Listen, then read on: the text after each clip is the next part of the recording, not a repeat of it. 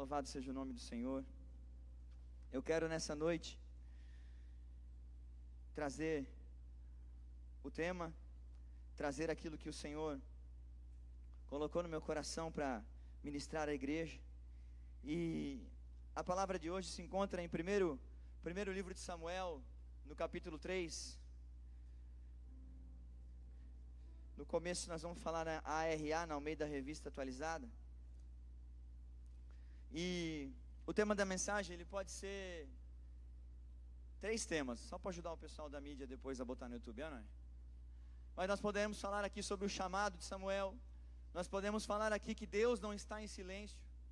E um outro tema que é possível para essa mensagem: Deus é um Deus que fala. E grave isso.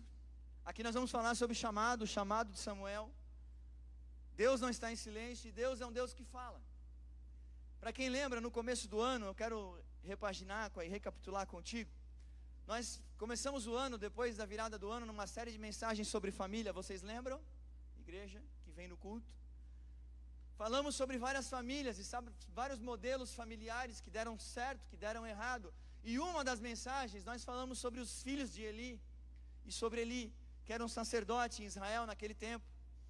E sobre a mãe de Samuel, a mulher Ana, essa mulher crente, piedosa, que ora a Deus. Ela era estéril até então, não tinha filhos.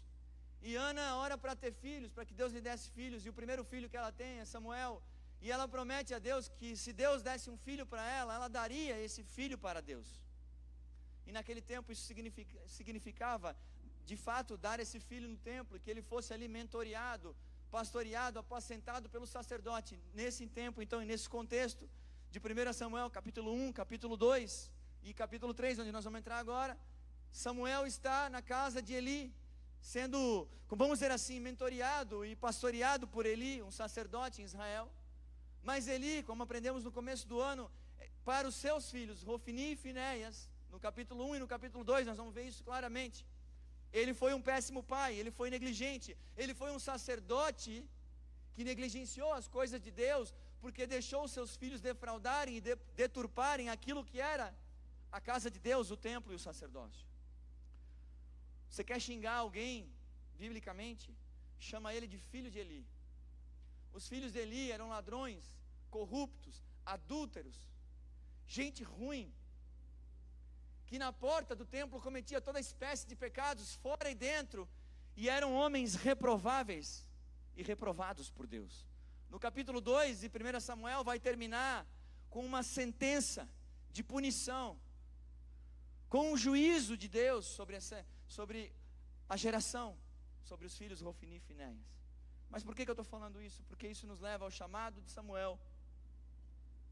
Isso nos leva a ouvir a voz de Deus e a mostrar que mesmo debaixo desse contexto pecaminoso, havia um silêncio de Deus do tempo de Juízes até o tempo de 1 Samuel.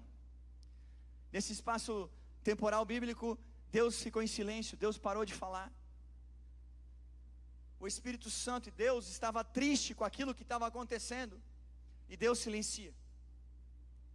A decadência moral era tanta que isso vai causando um silêncio em Deus. E quando Deus volta a falar, é depois que esse menino que está sendo mentoreado e pastoreado por Eli. Nós chegamos no capítulo 3 de 1 Samuel, versículo 1. Aqui no telão da ARA, por favor. O jovem Samuel, em outras versões vai dizer o menino Samuel, servia ao Senhor perante Eli. Naqueles dias, a palavra do Senhor era muito rara, as visões não eram frequentes. Certo dia, estando deitado no lugar acostumado, o sacerdote Eli, cujos olhos já começavam a escurecer-se, a ponto de não poder ver, e tendo-se deitado também Samuel no templo do Senhor. O primeiro ponto que eu quero que você destaque aqui nessa introdução é que Eli é o retrato de uma liderança que está cansada. Do começo do capítulo 1 até agora, Eli só está sentado, está deitado, está sempre cansado e está com uma visão já escurecida. A Bíblia está falando isso aqui. Vai falar para nós de uma liderança que passou do tempo, que está cansada, que cansou, que performou errado quando estava atuando. Você já vai entender por quê. Mas também está cansado, está com a vista escurecida, não vê mais de forma, não tem mais visão. E tendo se deitado também Samuel, versículo 3, no templo do Senhor, em que estava a arca, antes que a lâmpada de Deus se apagasse. A arca aqui é a arca da aliança. No Antigo Testamento é muito importante que nós entendamos que a arca da aliança é a representatividade pura, genuína. O significado da arca da aliança era onde estava a presença de Deus. E hoje nós cantamos: a tua presença é o que nos basta. A tua presença no trono dos tronos, nós queremos estar. Nós cantamos isso. E no tempo histórico, a presença de Deus é representada pela arca da aliança, no tempo do Antigo Testamento. E no Novo Testamento, a presença de Deus é o Espírito Santo. Ele é Deus Emanuel, Deus conosco. Ele promete estar conosco ali nos Evangelhos. E em Atos capítulo 2 é cumprida a profecia. O Espírito Santo desce. A Bíblia vai narrar em Atos capítulo 2 que, como um vento impetuoso, ele invadiu a reunião. E aquilo que havia sido profetizado pelo profeta Joel acontece depois que Cristo ascende aos céus. O Espírito Santo vem, coopera com a igreja primitiva. O apóstolo Pedro prega e 3.000 almas vêm para Jesus. Nós já conhecemos isso. Mas tudo isso para falar de arca, para falar de presença. A presença de Deus no Antigo Testamento está representado pela arca da aliança. Então Samuel, no templo do Senhor em que estava a arca, antes que a lâmpada de Deus se apagasse, o Senhor chamou o menino Samuel, Samuel, o próprio Deus. Este respondeu: eis-me aqui. Correu a Eli e disse: eis-me aqui, pois tu me chamaste. Samuel confunde então a voz de Deus com a voz de Eli. Ele confunde que Deus está chamando ele sobrenaturalmente com, eventualmente, que fosse o seu mentor, o seu sacerdote, o seu pastor. Mas ele disse: não te chamei, torna a deitar-te. Ele se foi e se deitou. Tornou o Senhor a chamar: Samuel. Este se levantou, foi a Eli e disse: eis-me aqui, pois tu me chamaste. Mas ele disse: não te chamei, meu filho, torna a deitar-te. Porém Samuel ainda não conhecia o Senhor, e ainda não lhe tinha sido manifestada a palavra do Senhor. O Senhor, pois, tornou a chamar a Samuel a terceira vez. Ele se levantou e foi a Eli e disse: eis-me aqui, pois tu me chamaste.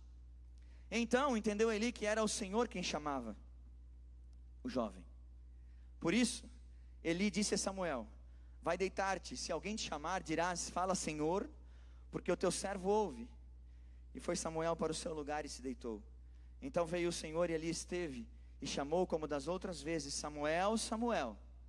Este respondeu: fala, porque o teu servo ouve. Vamos do 1 ao 10 desse momento. A resposta de Samuel é muito simples: fala, porque o teu servo ouve.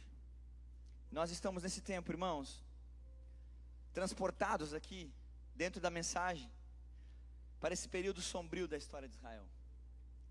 Uma nação que vivia num ciclo vicioso de pecado, opressão, mas que Deus começa a olhar para um menino, e mais uma vez Deus usa um improvável. Mais uma vez Deus usa um improvável. Deus não é Deus de homens prováveis, não é homem. Deus não é um Deus que usa homens sabichões. Nos evangelhos nós vamos ver isso, que ele vem para confrontar as coisas que são e mostrar que não são. Ele pega as que não são e faz ser. Os fariseus, os escribas, os mestres da lei no Novo Testamento vão estar representados por homens prováveis, por gente que era para estar performando bem. E nesse texto a representatividade dessas pessoas está em Hofni e Finéias. Os filhos dos sacerdotes eram para ser os homens que eram para ser usados por Deus, se esse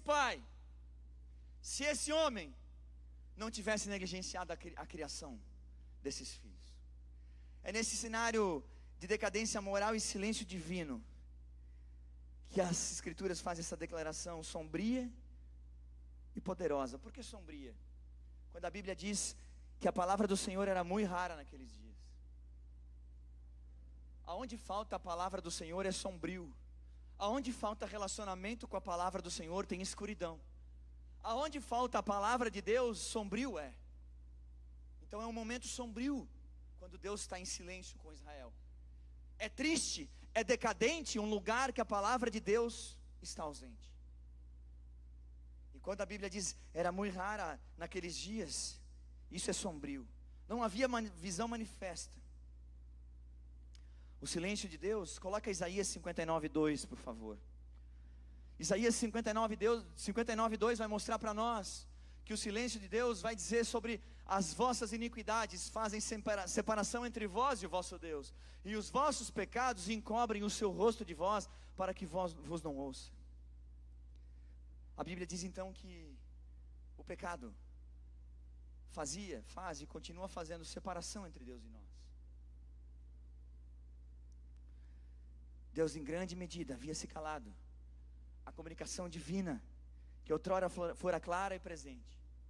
Esse povo é o povo do Êxodo. Esse povo atravessou o Mar Vermelho. Esse povo viu o sobrenatural de Deus. E agora está em decadência moral, porque tem líder em decadência moral, porque tem filho de líder em decadência moral. Deus silencia. Isso é sombrio. Isso é escuro. Então esse capítulo ele não narra apenas, irmãos, o chamado de um profeta.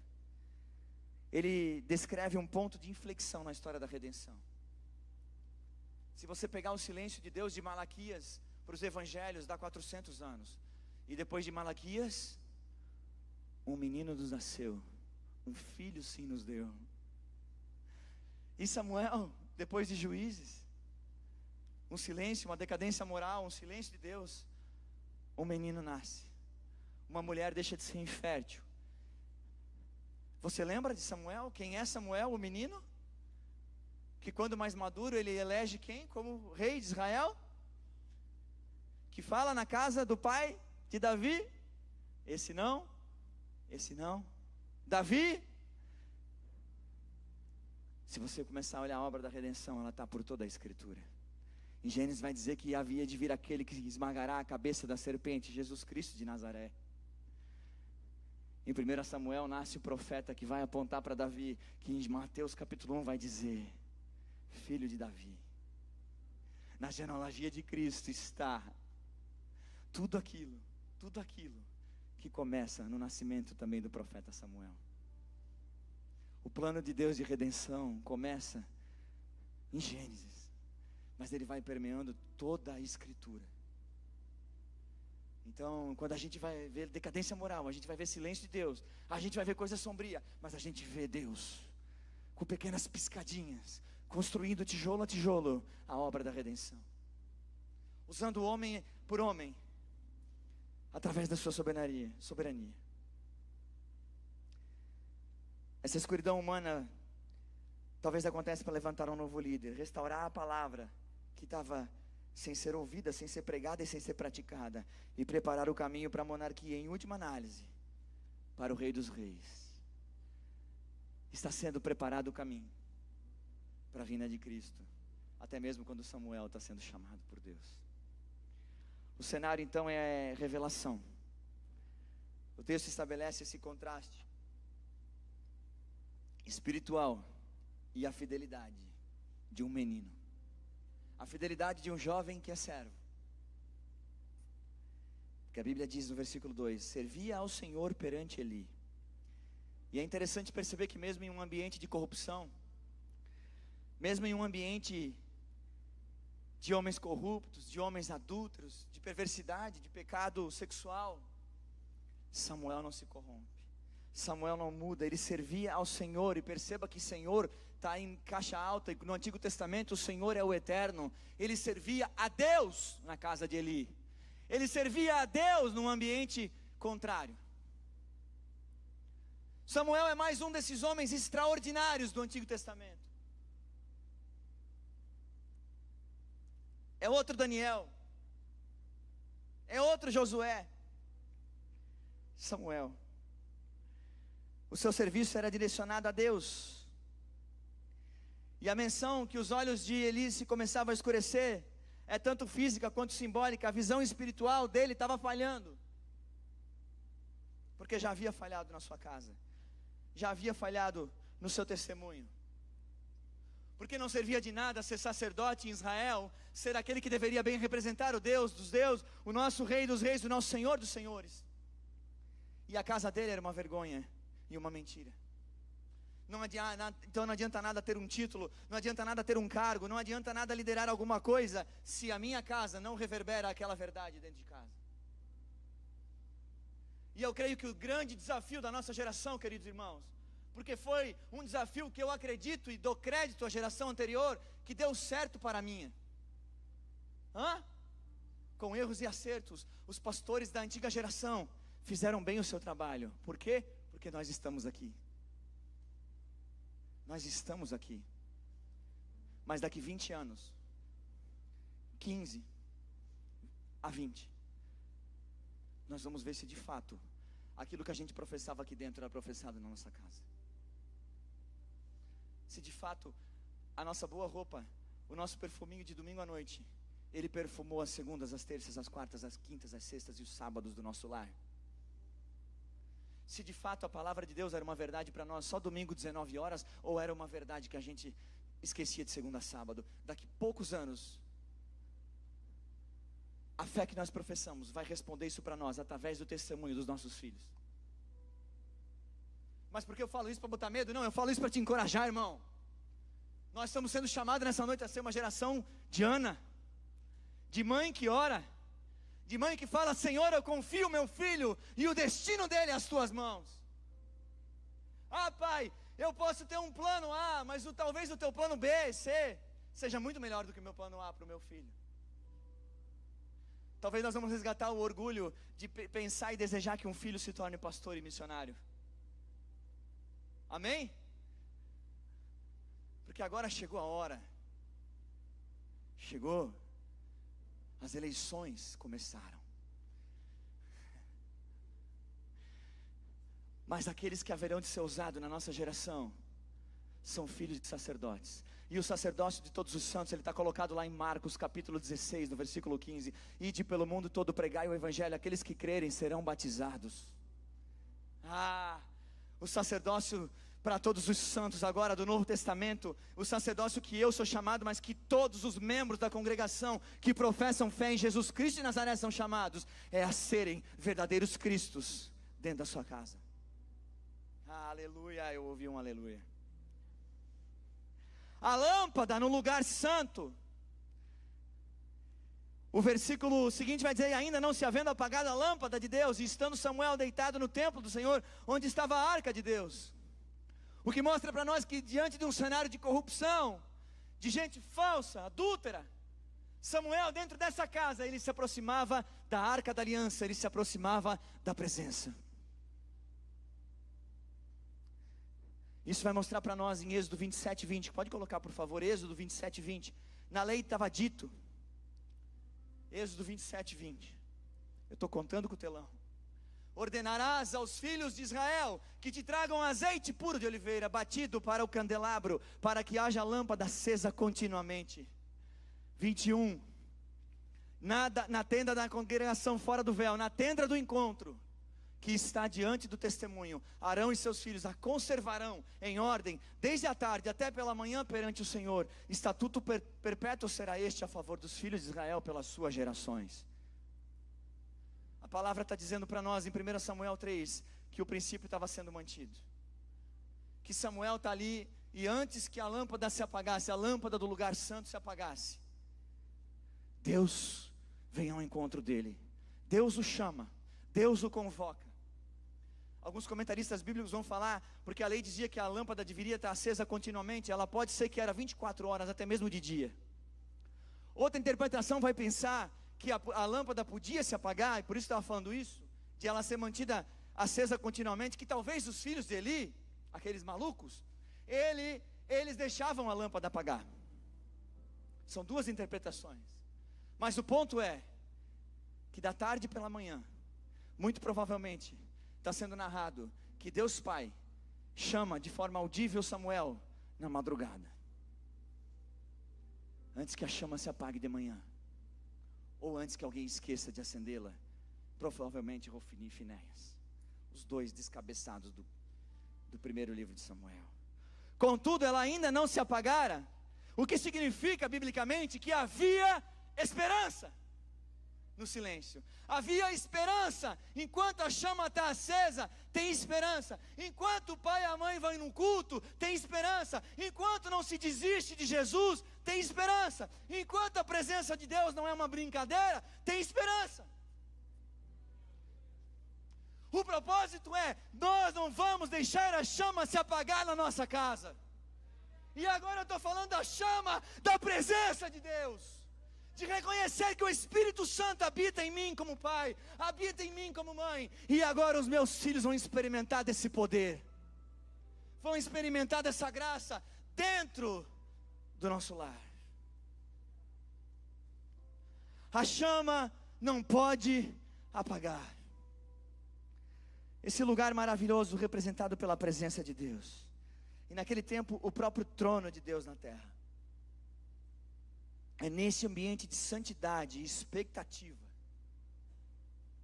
Santidade e expectativa.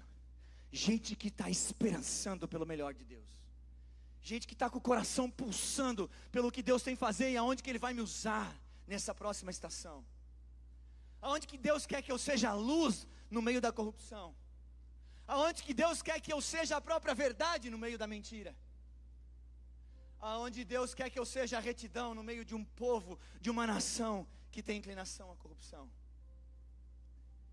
Aonde que Deus quer que eu seja, eu, vocês e os próximos filhos de nós e de dentro da igreja nasçam os verdadeiros advogados, os verdadeiros juízes que esse país precisa. Pastores, missionários, nós precisamos, nós podemos e nós devemos até fazer a nossa parte na urna, meu irmão. Mas eu quero te falar uma coisa nessa noite, debaixo de muito temor. É lá na nossa casa, no jardim de infância, que a gente começa a transformar de fato uma nação e um país. Quando a chama da presença de Deus é tudo o que mais importa para nós e para os nossos filhos. É quando a gente não estabelece um ídolo humano como o nosso favorito, e a gente apresenta todos os dias o ídolo Jesus Cristo, Jesus Cristo, Jesus Cristo, e tem o Espírito Santo, Deus Emanuel, Deus conosco, o nosso Consolador, que quando todo e qualquer homem decepcionar, os nossos filhos estarão seguros, debaixo da mão protetora do Rei dos Reis, do Senhor dos Senhores. Ah, Espírito Santo de Deus, por 3 vezes Samuel responde: eis-me aqui. Na madrugada ele vai procurar Eli, porque ele é fiel. Ele não depende da santidade do líder, ele não depende da qualidade do líder, ele não depende do líder ser bom. Samuel é fiel a Deus, é o Senhor. Eis-me aqui porque tu me chamaste. A resposta de Samuel demonstra uma disposição a servir.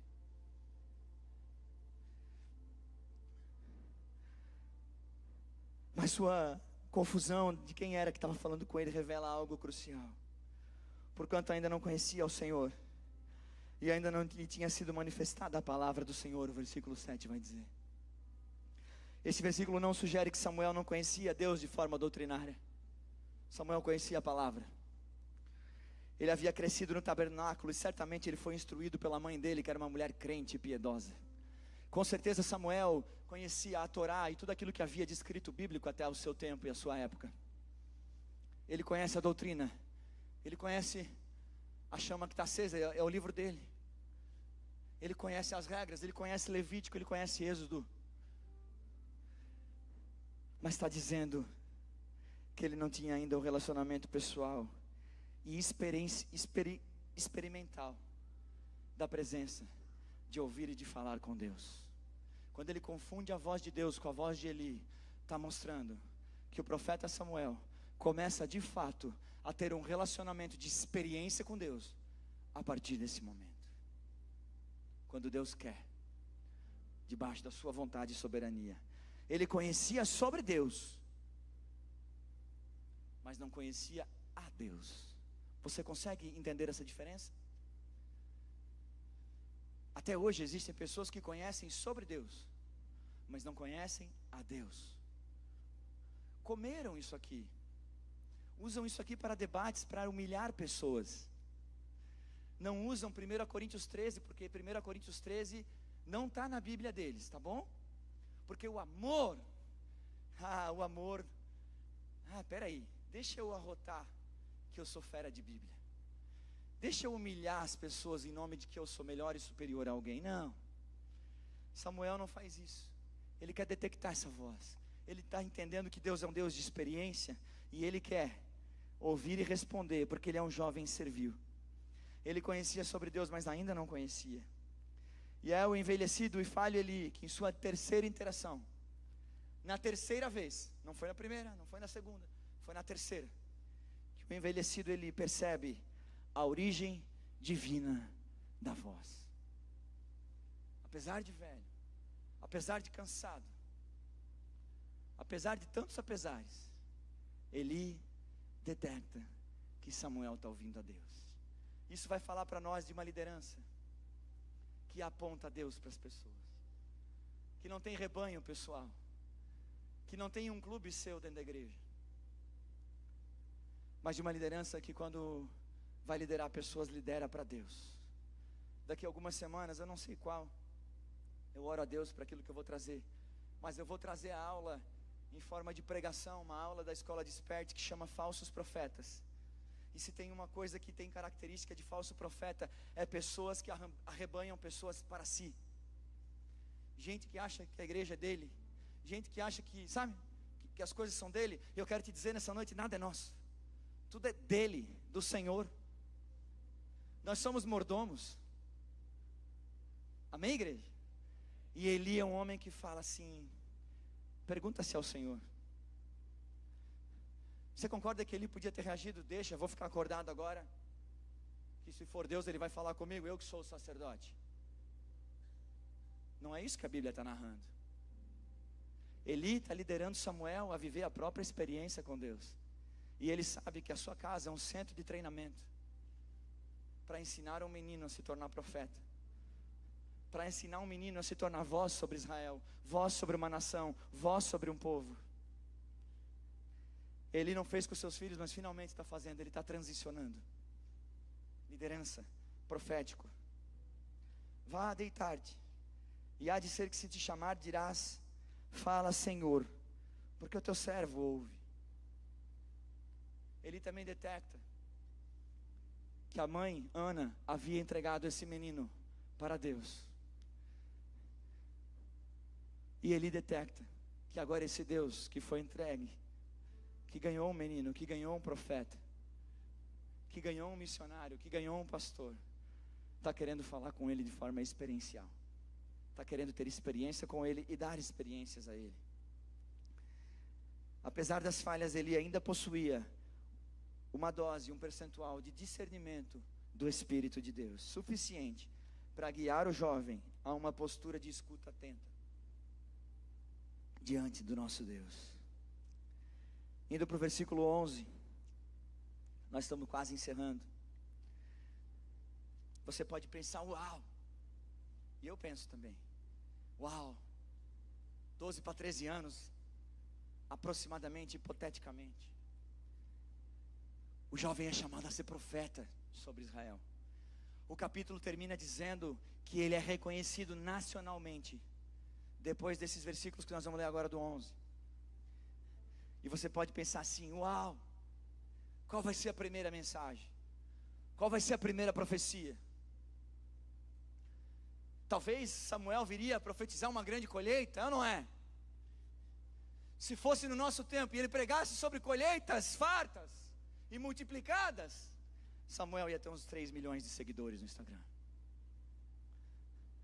Mas acredite você ou não, a primeira mensagem que Deus dá para Samuel comunicar está escrito assim: disse o Senhor, o Eterno, a Samuel: eis que vou fazer uma coisa em Israel, a qual todo o que ouvir lhe tinirão ambos os ouvidos. Naquele dia suscitarei contra Eli tudo quanto tenho falado com respeito à sua casa, começarei e o cumprirei. Porque ele já lhe disse, ele tinha dito no capítulo 2, que julgarei a sua casa para sempre, pela iniquidade que ele bem conhecia, porque seus filhos se fizeram execráveis, e ele não os repreendeu. Portanto, jurei à casa de Eli que nunca lhe será expiada a iniquidade, nem com sacrifício, nem com oferta de manjares. Deu ruim, não é? Deus me chamou, yes.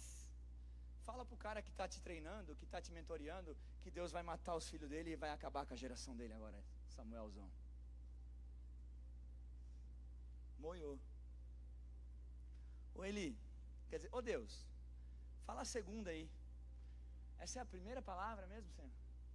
Vamos começar pela segunda? Essa também é cabreira. Eu acho que o Eli vai me botar para rua, não é? Eu acho que eu vou dormir com o poodle. Olha o que eu tenho que falar para Eli. O ministério é lugar de falar coisa séria. O ministério é lugar de confronto. E o sacerdócio dos todos santos, e eu estou falando da perspectiva do amor, amém, igreja? Eu lembrei de 1 Coríntios 13 antes de falar disso. Então o amor, ainda que eu fale a língua dos homens e dos anjos, se não tiver amor, eu sou como um prato que ressoa, só faço barulho. Se eu tiver todo o conhecimento, mas não tiver amor, eu nada serei. Se eu tenho todo o conhecimento, PhD em teologia, mas não tem amor, é isso que eu estou recitando para vocês. Mas a primeira palavra, que um Deus que sai do silêncio, que quer restabelecer a santidade de um povo, ele chega em Samuel e fala: eu vou cumprir a minha palavra, e eu vou ter um severo juízo sobre a casa de quem deturpou o testemunho de quem eu sou, de quem eu uso, e da maneira que eu faço isso. E, apesar da minha brincadeira aqui, versículo 14: portanto jurei à casa de Eli que nunca lhe será expiada a iniquidade, nem com sacrifício, nem com oferta de manjares. Versículo 15, Samuel conta a visão a Eli. Ficou Samuel deitado até pela manhã, e então abriu as portas da casa do Senhor, porém temia relatar a visão a Eli. Eu também ia temer, eu entendo Samuel, não é? Eu ia temer, eu me identifico demais com Samuel. Chamou Eli a Samuel, eu imagino que Eli ia ter que me chamar mesmo, né? Não, Eli, Deus vai falar mais umas coisas, relaxa. Mas a Bíblia está dizendo que o versículo 16 diz: chamou Eli a Samuel e disse: Samuel, meu filho. Ele respondeu: eis-me aqui. Então ele disse: que é que o Senhor te falou?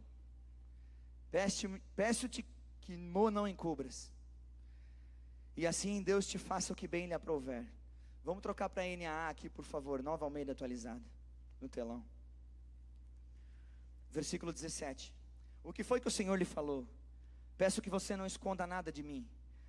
Que Deus faça com você o que bem quiser, se você me esconder alguma coisa de tudo que Ele falou. Ele coloca um peso: não esconde nada não. Eu estou pronto, eu estou preparado. Você vai ver por quê. Então Samuel lhe contou tudo, sem esconder nada. E ele disse: Ele é o Senhor, que Ele faça o que achar melhor. E aqui nós temos dois modelos de liderança. Nós temos dois modelos de cuidado, de zelo pelas coisas de Deus. Nós temos o primeiro modelo de Samuel, que a Bíblia diz que não reteve nada. Está aqui escrito, versículo 18: então Samuel lhe contou tudo, por mais difícil que fosse, por mais desafiador que fosse, por mais riscos que corresse. Gente que de fato prega o Evangelho não tem medo de falar a verdade, de pregar a verdade, de estabelecer aquilo que a palavra de Deus estabelece.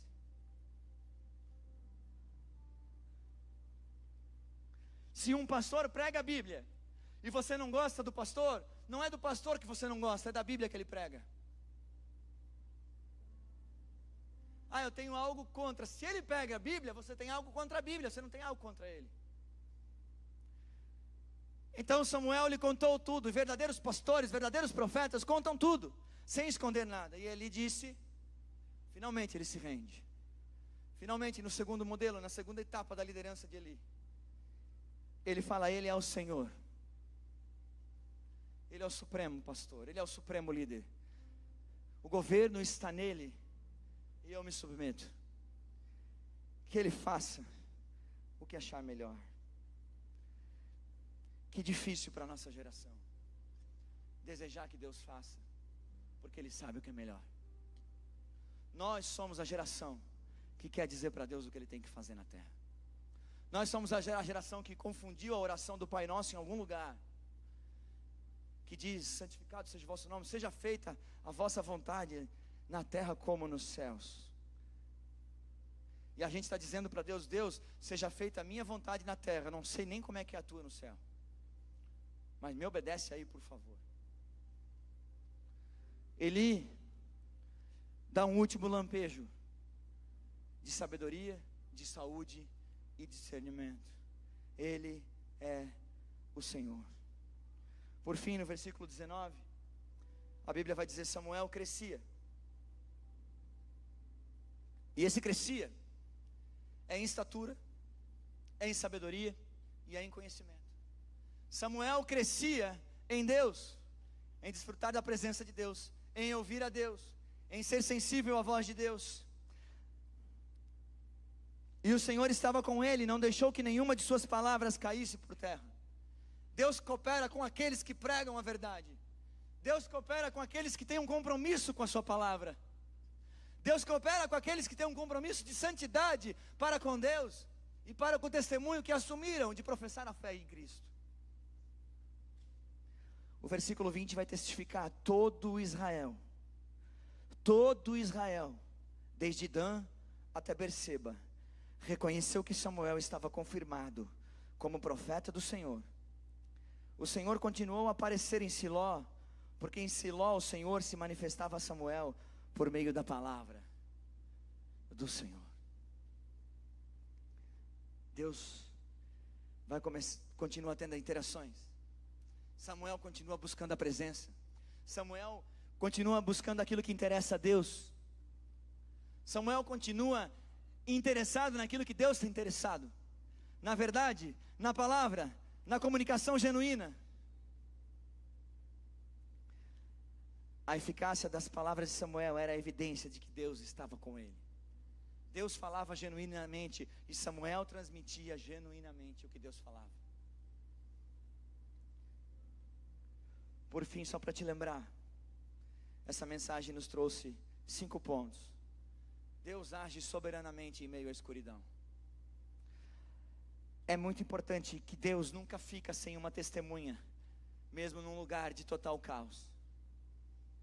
Deus levanta homens improváveis em tempos de carência, de decadência moral. A importância de um coração disponível e servil. A maneira que Samuel serve é a maneira que todos nós, eu e vocês, devemos servir a Deus. Samuel, eis-me aqui, Senhor. Da segunda vez ele fala uma vez só Samuel, ele diz: eis-me aqui, Senhor. Na terceira vez ele fala Samuel, ele diz: eis-me aqui, Senhor. Na quarta vez o líder e mentor dele direciona ele para Deus e ele diz: eis-me aqui, Senhor. Samuel é obediente, não importa quem está chamando, não importa a voz que ele está ouvindo. Ele entendeu que se não era Deus, era o seu líder, era o seu mentor. Samuel tem disposição e um coração servil. Ele está pronto, não só a obedecer um líder, mas ele está pronto a obedecer, ponto. Demonstra que ele era um homem obediente, um menino jovem, mas já muito obediente. O nosso serviço a Deus, então, ele não deve estar representado nas nossas tarefas, nos nossos cargos, nas nossas atribuições na igreja. O nosso serviço a Deus também está demonstrado na obediência que a gente demonstra de domingo 21 até o próximo domingo às 19. Quando nenhum de nós está vendo uns aos outros, mas Ele, que estava vendo a decadência moral de Israel, está vendo eu e você. Está enxergando os nossos dias, tanto quanto Ele enxergava que só tinha um menino jovem, filho de uma mãe piedosa, sendo obediente, fiel e se preparando para obedecer a Deus na sua geração. Infelizmente, queridos, o retrato da nossa nação, de corrupção moral em todas as instituições, não é um retrato só lá de cima, ele é um retrato aqui de baixo. Ele é um retrato da conveniência, de pessoas que não dão o troco certo. Ele é um retrato de pessoas que, quando vem a oportunidade de levar vantagem, levam vantagens.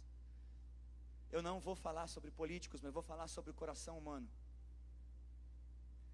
Que eu e você, queridos irmãos, podemos nos tornar primeiro aquilo que a gente deseja um dia que a gente tenha como liderança na nação. Governo. Eu junto. Vou digitar números melhores. Escolher caráteres aprovados. Que o meu Deus, talvez,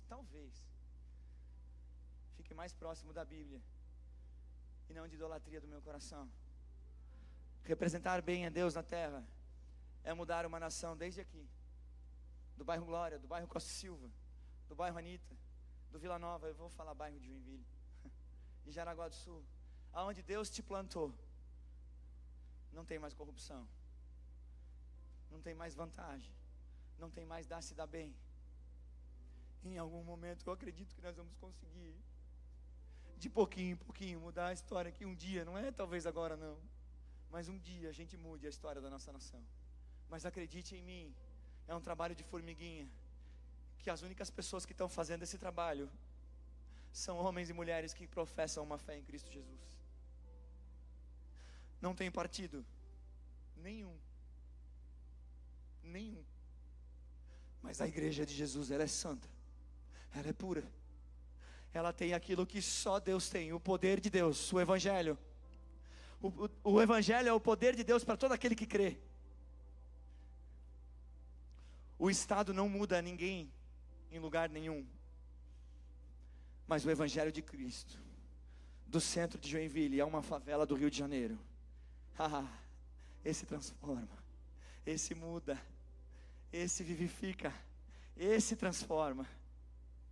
O poder de Deus que homens não detêm, que é soberanamente vindo através dele mesmo, da hora que ele quer, da maneira que ele quer, da maneira que lhe apraz. Deus faz, Deus está vivo, Deus não está morto. Crentes maduros cultivam a habilidade de discernir a voz de Deus. Samuel discerniu através de um líder. Nós podemos, através de maduros da igreja, através de maduros na fé, pastores também, líderes também. Mas vai determinar sim o quanto que eu como desse alimento. E toda vez que eu ouvir uma mensagem que não tem nada a ver com o Evangelho, toda vez que eu ver um falastrão entrando em qualquer igreja e postando qualquer vídeo, eu vou falar: para, esse cara não botou os pés na igreja há 4 anos, irmão. 40, né? 4. Agora aparece. Sai fora. Eles não enganam. Eu voto desde os 16. Já faz 20 anos que eu voto. É a mesma ladainha, 20 anos. Tem um percentual ínfimo, mas tem, de homens crentes. Mas ínfimo, bem pequenininho, mas tem. E tem outro que é turista. E tem pastor que cai. E eu gosto de falar disso. Vocês não vão me ver postar nada. Vocês não vão me ver nunca, não só agora, botar alguém aqui. Amém, igreja? Esse lugar é santo para pregar o Evangelho de Jesus. É para falar daquilo que realmente transforma. E é Jesus e mais ninguém. É Jesus e mais nada. É a presença de Deus e do seu Santo Espírito e absolutamente mais nada. Foi Ele que visitou o meu e o teu coração e nos fez arrepender dos nossos pecados. Está na sua palavra, manter uma vida de oração e buscar conselho de crentes maduros. A responsabilidade inegociável da liderança, o 4º ponto. E o 5º, para mim e para você, a fidelidade em proclamar toda a palavra de Deus. Toda a palavra de Deus. Nós somos chamados a pregar toda a palavra de Deus. A primeira tarefa profética de Samuel foi entregar uma mensagem dura. O verdadeiro servo de Deus não escolhe as partes da mensagem que são mais agradáveis. Somos chamados a proclamar todo o conselho de Deus, como está escrito em Atos 20, 27. O que inclui tanto as promessas de salvação e graça. Ele nos salvou, Ele morreu por nós, Ele nos alcança em todos os nossos delitos e pecados, Ele apaga, Ele joga para trás, Ele se esquece dos nossos pecados. Mas Deus também não é passível de ser enganado, de ser ludibriado e melindrado por nós. Deus é soberano, poderoso, sábio, tudo vê, tudo sabe, tudo conhece, onisciente, onipresente. Esse é o nosso Deus. Ele também traz juízo, um juízo que direciona ao arrependimento e que traz de volta para si aqueles que sempre foram seus, aqueles que são seus e para sempre serão em nome do Senhor Jesus Cristo. Toda vez que Deus puxar juízo para nós, é para nos arrependermos, regenerarmos e recomeçarmos com Ele mais uma vez. Eu quero te convidar a ficar de pé, igreja.